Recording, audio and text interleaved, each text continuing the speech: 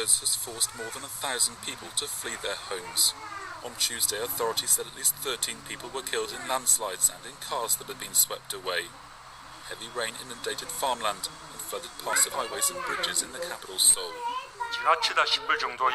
President Moon Jae-in expressed concern for public health workers battling the coronavirus pandemic after he urged all-out efforts to prevent further loss of life by national and regional authorities.